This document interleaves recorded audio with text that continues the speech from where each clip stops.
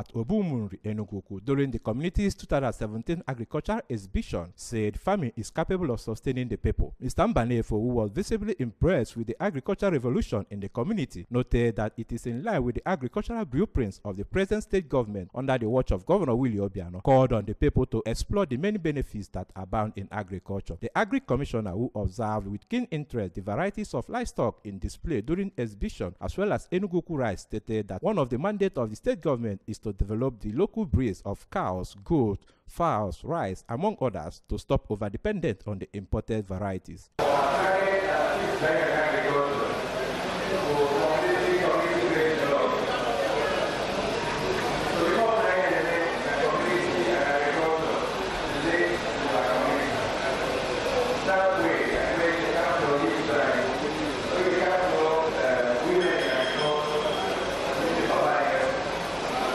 Earlier in a remark, the traditional ruler of Enugwu-Ukwu, Igwe Rafe, was very grateful to God for the bountiful harvest this year, prayed for more blessings for his people in the coming year.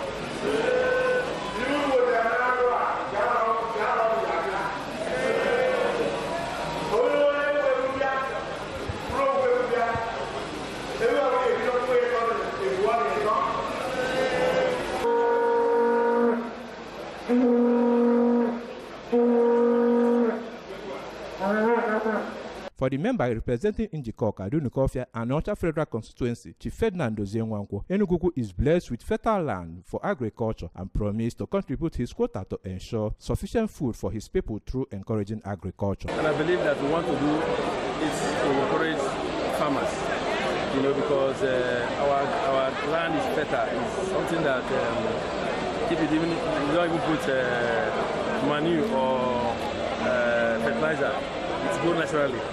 And what we are doing here today is just to let the world know that through agriculture we can grow our economy.